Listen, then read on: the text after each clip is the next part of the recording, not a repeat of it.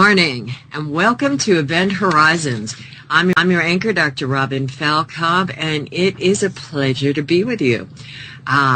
It's lovely weather here. I hope it's getting better where the rest of you are, if you're in the Northeast or the central areas of this country. I'm just wondering, I almost don't want the answer to this question. I have to tell you guys, watching what can I say? Watching the news about Atlanta being shut down by a few inches of snow, I'm just really curious as to how much snow they actually have, but we don't want to hear it, because now, being from New York City originally, where they did things about snow and took care of them, here in New Mexico, they shut down the roads, which is what they surely should have done with Atlanta, because the stories of people being in their cars for 12 hours are horrifying. Okay, I'm wondering what it is that Hawk is trying to send me. Okay, well, Producer Jerry, I'm going to take a chance and accept this, and if we have a problem, we have a problem. Anyhow, guys, if you're just tuning in for the first time, let me tell you a little bit about myself. First of all, I'm the anchor, Dr. Robin Falkov, and we have an incredible team here of reporters from special areas of interest, special disciplines. The ones in different parts of the world seem to be a challenge. We were bringing on board a special team member from Japan, and I know there have been very strict laws passed in Japan that people cannot discuss what is going on there. There actually have been international agreements reached with Japan and other countries to not reveal the extent of the damage about Fukushima. So I guess we might not be getting a Japanese team member, and there's still some others in the works, but we have new additions, and we have some fun things lined up. But back to a little bit about me. I'm an Oriental medical doctor, a homeopathic physician. I also have training in other modalities, including some in Western medicine. My website is healthfreedomrights.com, and that is my focus, protecting our health freedom rights, all of our rights, especially our right to have access to the necessary information so that we can make informed choices. And that, my friends, is of critical importance. And it is just harder and harder to access. I have to tell you, for myself as a physician, the challenges are greater and the expenses mount up. Gosh, I don't want to pass on such exorbitant things to my patients.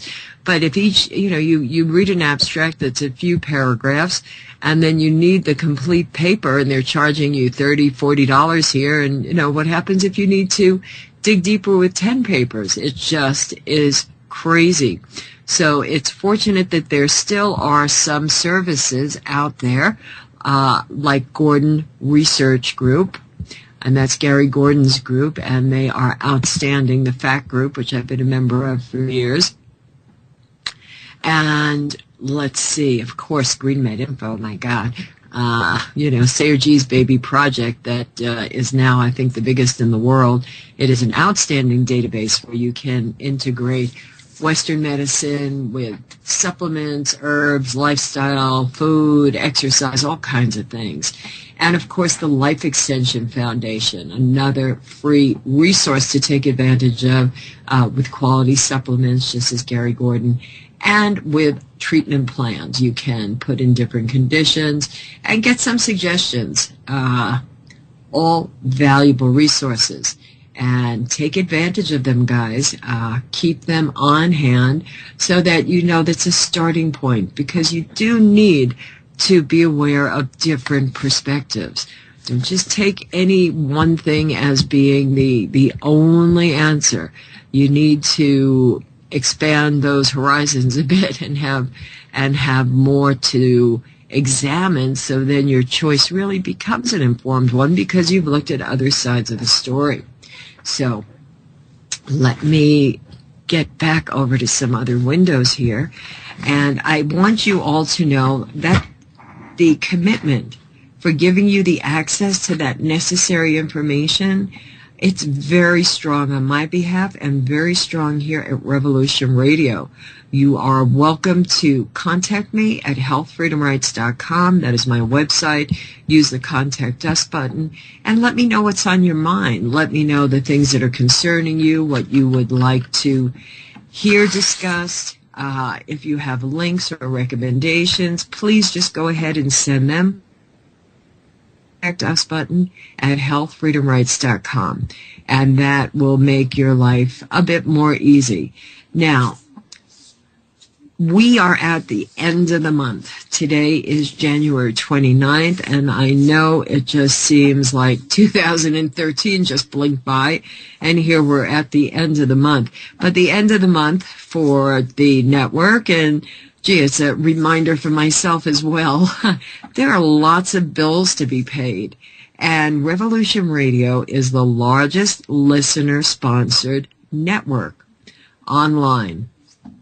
And we have expanded. At the end of 2013, there was a T3 line put in, participation with Spreaker.com, with, what is the other one, Live 365, with iTunes, with TalkStream Live, with many different other venues, so that you can have more access, guys. You know, I talk to family members. It seems they are the worst. Oh, but can I hear it locally? Well, let me know when it's local. It's, you know, it's too much work to listen online. I'm glad the rest of you don't feel that way because it sure is not too much work. And now with all these programs that are available on smartphones, it's easy to listen and initiate that secret plan for letting the shows play without your earbuds plugged in. You want people to hear the information. You want to strike up conversations. That's what it is all about. And it's something that is truly easy to do. And I haven't heard back from anyone. I was just talking about this yesterday, that I wonder if people are actually doing this. But you all have the power to improve someone else's day and to just make them feel that they've been acknowledged. And that takes a smile, guys. You don't have to feel weird and say something.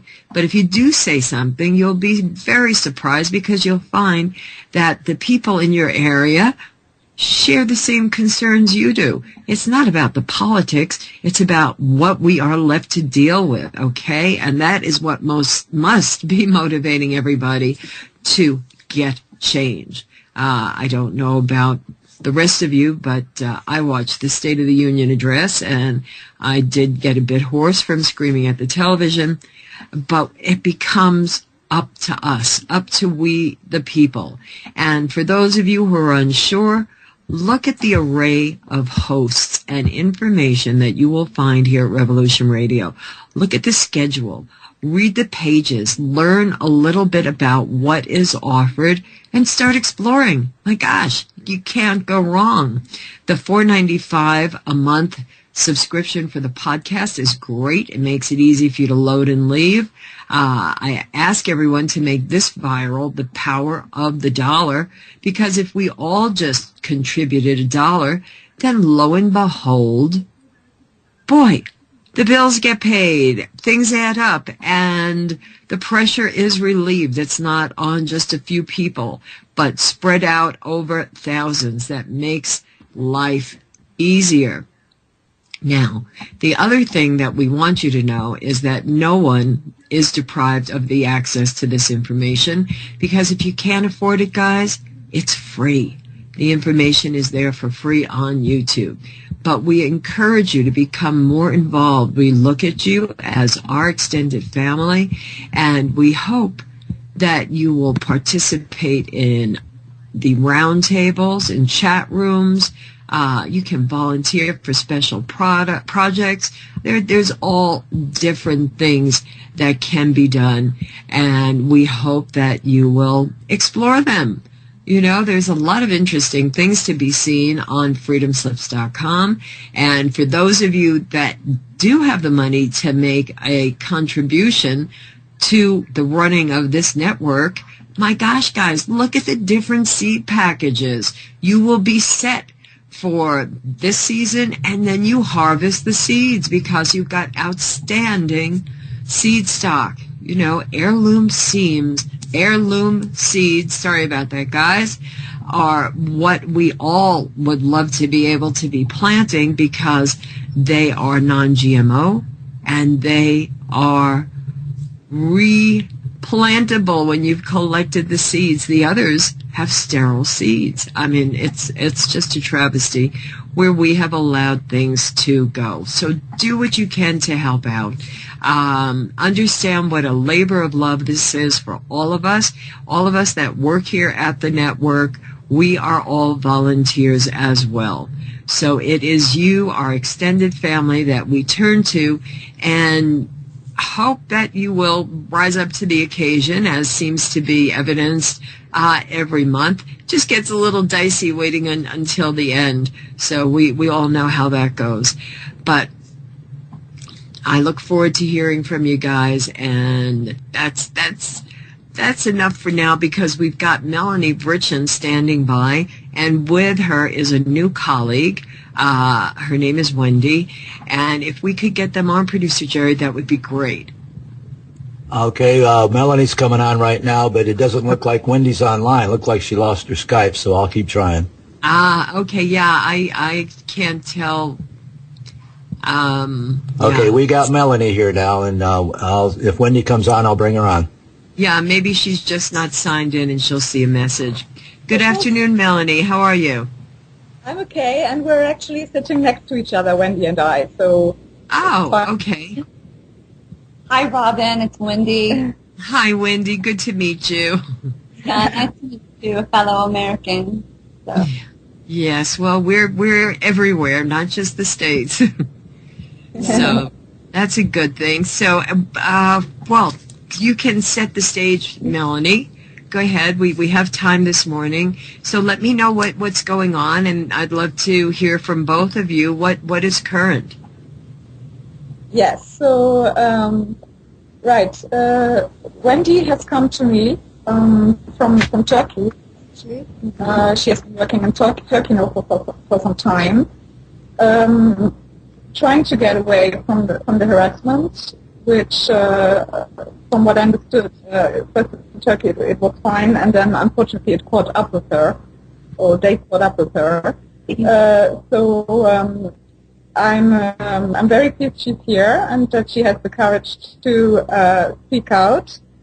I'm going to amend the sound quality a little bit. So, right, I hope it's better now. So, yeah, we have decided, as I said last time, to create an association based in Brussels. We had yesterday our kickoff meeting. I hope that Wendy will be able to take a role in this as well, help us with the website, the design, because she has some graphic designing skills. And yeah, that is what is going on at the moment. So we are making progress, going forward. And otherwise, I'll let Wendy, say the rest and tell her story a little bit and explain what happened to her. Sure. We'd love to hear how you and Melanie got together, Wendy, how you wound up in Brussels, and, just how you have been affected. Well, some days are better than others, as you might imagine. I've been through quite an ordeal, Robin. I mean, it's quite a story. It's amazing that I'm here with Melanie right now. My story begins in South Korea, actually, when I realized something was terribly wrong with me. I was being followed. I mean, I just kind of noticed that I was being followed, and people would come into my space unnaturally when I was, just doing normal things around the city there where I lived in South Korea. Now, can you explain what you were doing in South Korea at the time? Yes, I was working there in 2007. I just kind of had enough of everything in the United States, and I just decided that I wanted to leave. So I got a job teaching in Korea, and I landed in Gwangju, South Korea. Now, looking back, the following and everything, people wanting to befriend me and come into my space happened when I first got there. Okay, so looking back, it was all very planned. It seemed like there was some kind of plan or agenda that was happening as soon as I got there. Now, I have to back up a little bit to about 2006 when I met a boyfriend on the internet. This boyfriend quickly wanted to be, to be my boyfriend, and we got really close really fast. And I was okay with that because my apartment had been robbed, and I was really kind of afraid to be alone in America. And just really bad things were happening. I just thought, wow, I have the worst luck in the world. I'm really a good person. I don't understand why all this is happening. So when my boyfriend came into my life, I was like, great, finally some protection, somebody to help me, somebody, to be there for me. And he played that role really well. However, I started to see kind of a dark side to him. And, he at particular times he would take away that secure feeling that I felt, like intentionally. He was intentionally trying to, make me feel very insecure in the apartment where we lived. And, he was just kind of cruel, I noticed. So when I left for South Korea, I was halfway trying to get away from him too, okay, because I realized I wasn't going to be able to get away from him. He was doing some kind of, mind games with me, okay. So I go to Korea, and for 9 months I didn't speak to him. I'm just doing my job. Excuse me, Wendy, I'm curious, what kind of mind games did you feel he was playing with you? Well, for example, we live in an apartment together, and at times he would say, just for no reason, he would be angry. He would just, slam cabinets and, just really act very angry. And then, he would tell me to get the F out of the apartment. Like, I didn't do anything to deserve something like that. He would, just act very angry unnecessarily, for no reason. He would just, all of a sudden, his personality would change. One night, he even, took me in the car and he started driving very erratically down the freeway. I was scared to death. And he took me to my family's house and just kind of dropped me off there, like I had done something really bad. That, in my family, they didn't know what to think, and so. So, what part do you think he played in all of this? I think with the later developments. Yeah, I started putting 2 and 2 together, and I realized that somehow he made it to where I met him on the internet. Like, that was his purpose, was to meet me. And, even when I met him on the internet, I was kind of like, I didn't really pay attention. I was just like, I really don't have time for a boyfriend. But he was very persistent. So, while on the one hand I would have been okay with just kind of washing my hands of him, he was very persistent, and so that but kind of. If you were to guess, Wendy, why would he be doing this? Why would he want to pursue you for some other hidden agenda? I believe that that's why he targeted me. I believe that that's exactly what his purpose was. I mean, you know, who sent him, I don't know, but looking back now, it was definitely, that was his whole purpose for meeting me, for coming into my life, for being my boyfriend. I'm totally convinced of that. Okay, I'm missing a step here, Wendy. So you're saying it was because he had a secret agenda? That was why? Yes, definitely. Okay, but do you know what that secret agenda seems to have been?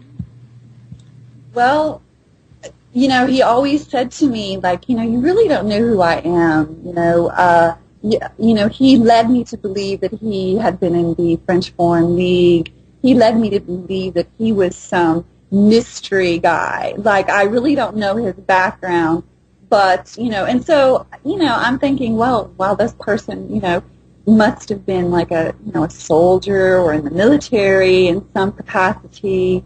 You know, he was an Eastern European, so, you know, I was intrigued by that. That, you know, he dropped many hints telling me that I really didn't know who he was, that he was part of some kind of military group. He said the French Foreign Legion. Okay, but it's really challenging, and that's, I guess, why those different services that do background checks on people are so popular. They're all over the internet. So you said this had happened in 2006, and then did you notice anything different that you felt different physically after being around him, or it was just the emotional discomfort that made you go to South Korea? Both.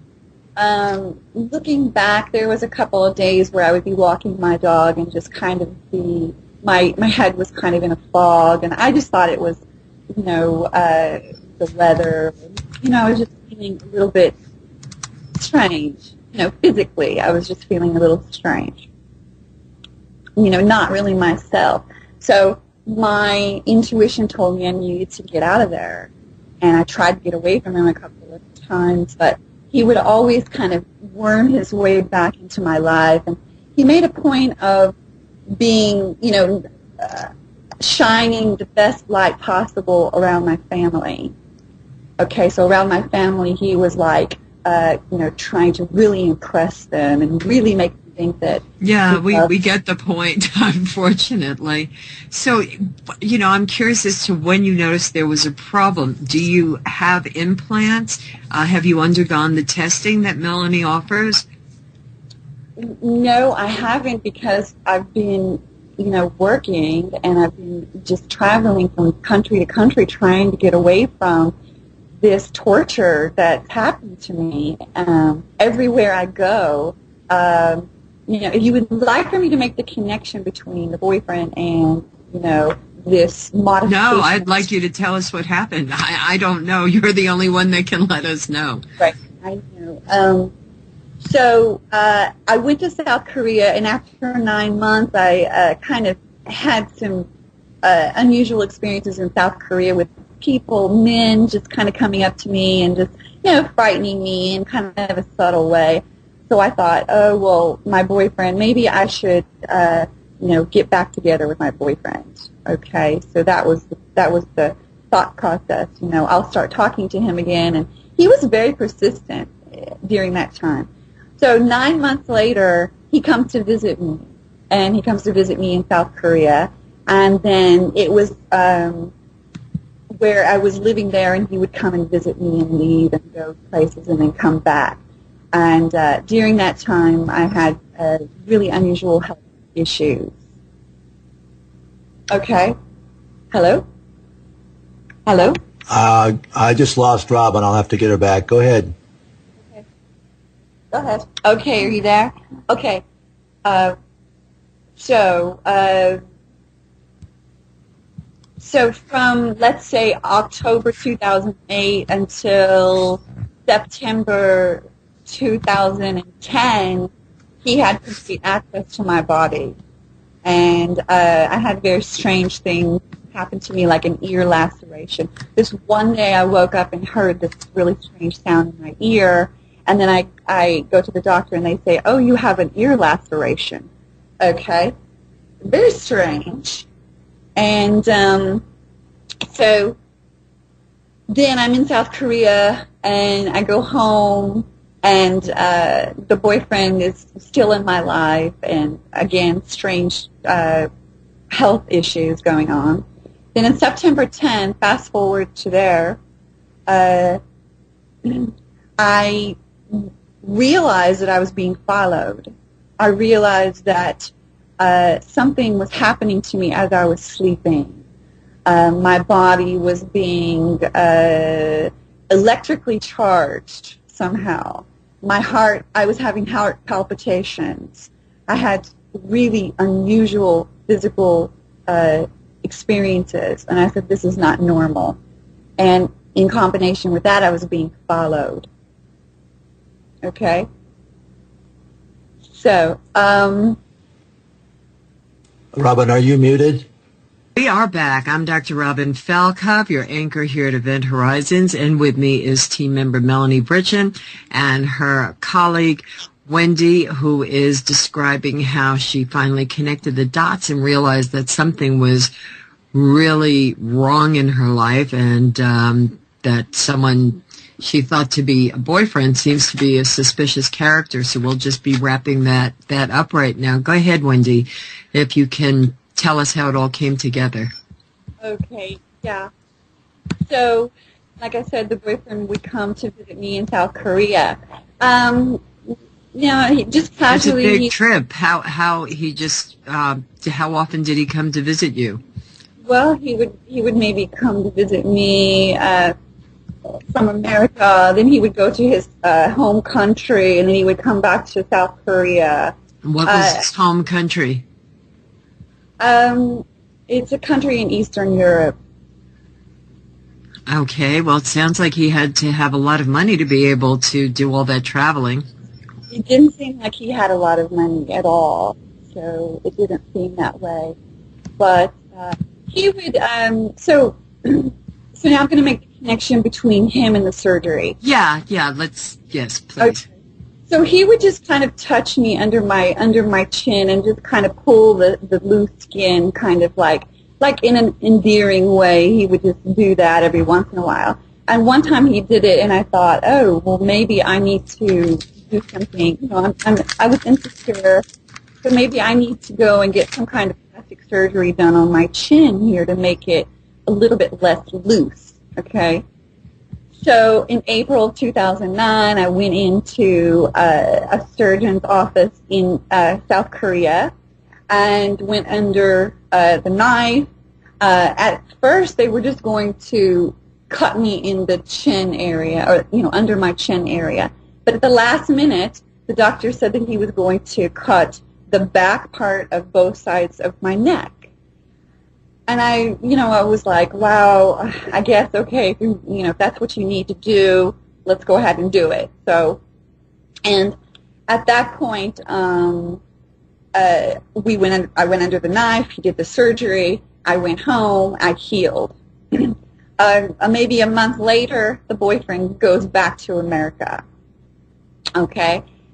Then, I'm in South Korea, I'm working, and I, have some unusual things happen, but nothing out of the ordinary.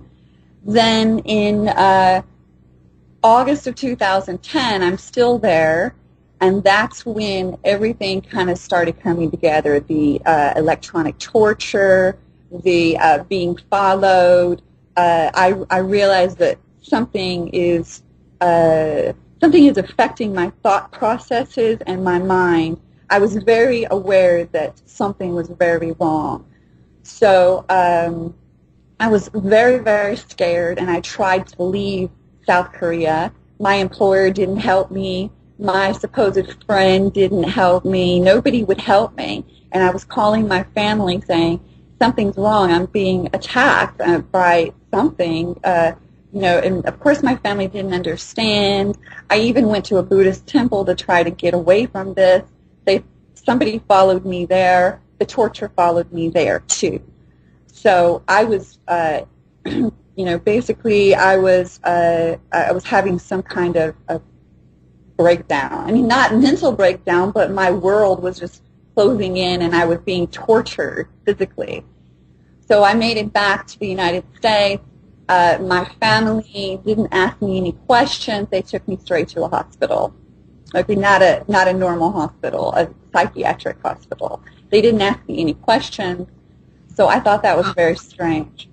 Well, it's I have to tell you, as an observer hearing what you're sharing with us and the questions that keep coming from the chat room, people are wondering, why were you still involved with him? If it's an abusive relationship, why did you continue it? Because, as I said in the beginning, I had been robbed in my apartment. I felt like I was being stalked. So when he came, he fit the perfect protector boyfriend. That was the way he presented himself to me. I mean, even in the back of my mind, I didn't really trust him too much. I still was so scared and afraid that, I wanted to believe that he was protecting me. And even in Korea, there was a couple of instances where, strange men would come up to me and say scary things. And so, there again, I felt like I needed protection. I mean, I was all alone, So he had also some kind of ability to affect the way I was thinking about the situation, too. So when you talked about that surgery that you had, that seemed to be a little bit extreme, I as a physician, I can't help but wonder, why would you not question what the doctors are doing and just think, okay, this is under my chin, so they're going all the way around behind my neck and making incisions? I mean, you have to question what's being done. That's true. I guess I didn't. You didn't think about it. I just thought, nobody will see the scars back here. If it's going to, make my chin look better, then I'll agree to it. And, the surgery was scheduled at 7:30 at night. We were all alone there. It was me, a woman doctor, a male doctor, and my boyfriend in the waiting room. Nobody else was there.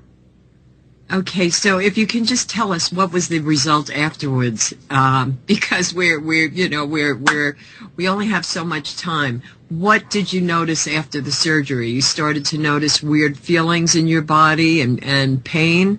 What made you aware that there was a problem? The first thing I noticed is that they didn't do the chin lift. My chin looks, the skin under my chin is not lifted. Okay, as a matter of fact, it looks worse than it did before.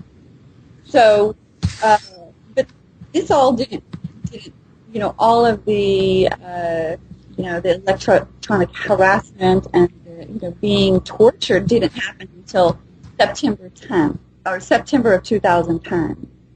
So we're talking about a whole year after the surgery. But during that time, the boyfriend had complete access to my body. So,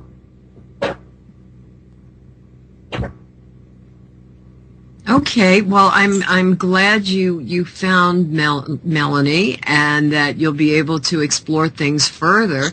What is going on? Are there any announcements that you have for us, Melanie? Well, no, not really announcement. Just that I said at the beginning of the show that we're now going to really found an association based in Brussels, which is going to be complementary to the EUCACH association that we already have, that's with the head office in Stockholm. So I'm quite excited, and Wendy here is hopefully going to help us with her designing skills, so that we can create really good and informative websites for our members on the issues of coverage adjustment. So that's basically what I'm currently busy with, and I'm really pleased that I think the right team has now come together for us to enable us to really take our defense, let's say, to another level. So, and I'll keep our listeners posted on this as usual. Well, that is something to look forward to. We know how important that is, and people have got to be able to find you and see what is going on. When is the next batch of testing going to take place? I don't know that yet. I'm going to ask my colleague, Diana Donner, tonight. But she says that she has an enormous amount of requests, especially coming from the UK. I can imagine, gosh. So we're getting kind of inundated again. So I imagine the next one will take place either in February or in March, probably in London or somewhere in the London area. But I mean, people will announce it on the ICAACT website. ICAACT. Okay. Okay. Well, that is good, so people can find out. And how did you and Wendy meet? How did me and Wendy meet? I think Wendy contacted me one day from Turkey, telling me about her situation, and so then this was how we met. And at one point she was thinking of coming here to Brussels because obviously, here is like a structure in place, an association, and there are many. We're quite a solid group of targets of that we're supporting each other. So she was thinking of maybe looking for a job here, at least to come and meet everybody. Oh, sure, and to be with like-minded people and have a support system, that's priceless. So I guess you just have to make sure that boyfriend or person is not part of your life, Wendy, if he seems to have been the source of all these problems. Does he still try to contact you? No, he doesn't. Oh, that's good. That's good. But I've been all over the world, and the targeting and the harassment follows me everywhere now. So, there's no safe place for me. I've been to many, many countries and trying to get away from this, and it follows me. So that's where I'm at right now. I'm just really happy and thankful to meet Melanie and to meet you, Robin. Thank you so much for all that you're doing for the victims of this crime. Okay, we're losing your sound, Wendy. Sorry. Okay. But it's good to meet you as well. And as I've said, you're in the best of hands with Melanie, because she's made a difference for so many, and no one knows better about all these goings on, in my opinion. And we have the utmost admiration for what Melanie has achieved in just a couple of years. So you're with a fighter. You're with a tough lady.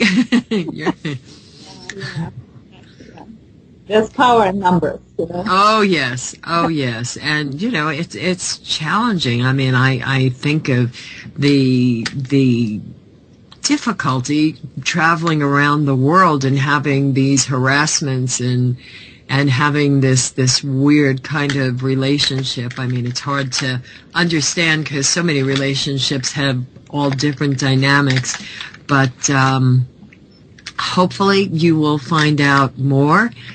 You'll get a clearer picture, and we'll look forward to hearing about all the new developments with the site and the organization. And it seems to be growing, Melanie.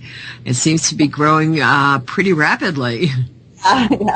Yeah. Talk about the rapid growth. Yeah. Yeah. So all good news and all very impressive. And you have a lot to be proud of for what you've achieved in just a couple of years. So my thanks to you both. Did you have anything else to share with us?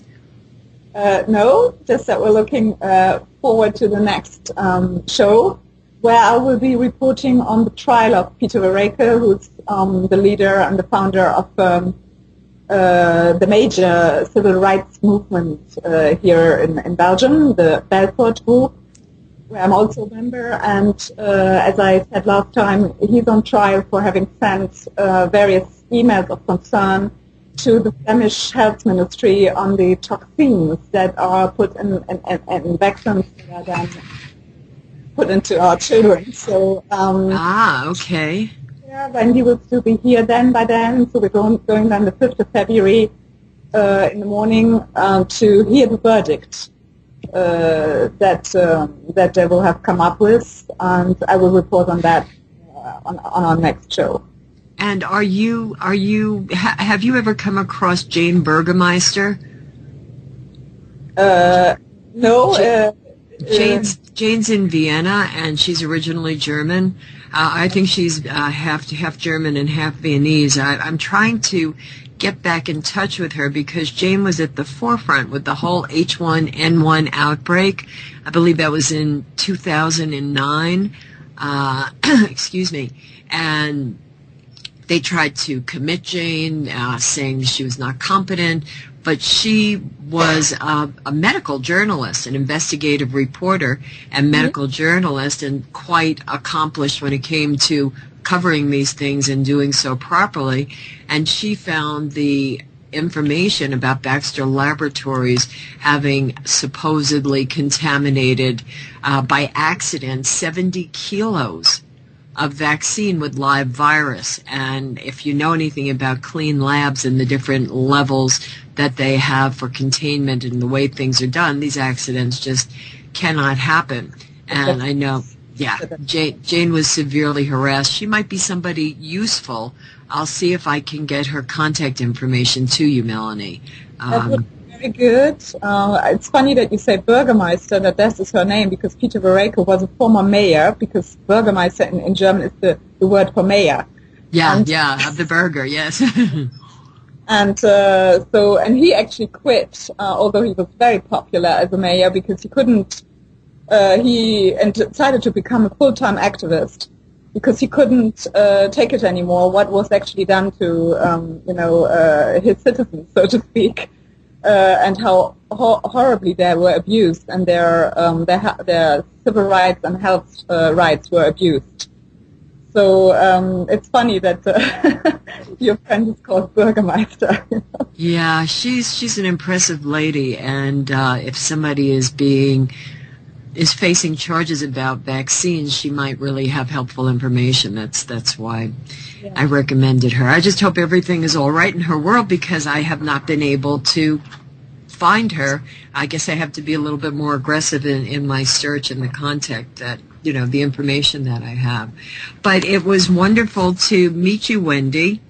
It's nice to meet you too, Robin. Thank you for having me on. Yeah, and for giving us this film as usual. Yeah, and thank you, Melanie, and it's just more power to you for all the good deeds that you're doing, and all the ways that people are finding some peace of mind through the important work going on. So we look forward to more updates, ladies, and let's hope for a successful outcome at that trial, that he is not prosecuted. Yeah, I will report on this next time. The prosecutor asked for 3 months in jail. Can you imagine, for sending emails of concern to the... Oh, my God.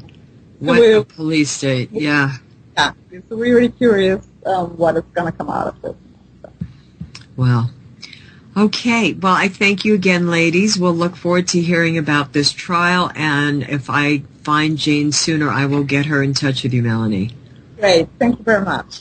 Oh, my pleasure. Have a good rest of your day, ladies.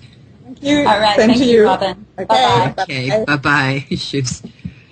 Okay, gosh, so many of these stories, Producer Jerry, I feel it's so important that our audience hears how somebody connected the dots in a situation that is just bizarre, that might make you think you're losing your mind, you don't have the support from your family. So I urge those of you in the audience, if you think, gosh, I must be crazy, or these weird things are happening to me and I don't have an explanation and I don't know where to go or what to do, please go to the website for eventhorizons.info. Look at the page for the team members, and you will find Melanie's contact information. And I highly recommend that you reach out, because they are joining in other parts of the world. So you don't have to be alone. I mean, that's the big message to take away from what you've heard. You don't have to be alone, and you don't have to have all this self-doubt, because these things do happen, and it's tragic, and we have to all work together to make them things of the past, that they will not be able to do these, I don't know what to call them, experiments or illegal actions or abuses. I mean, they're all of the mentioned, and it just is absolutely tragic. It's absolutely tragic. It's absolutely tragic. It's absolutely tragic. It's absolutely tragic. It's absolutely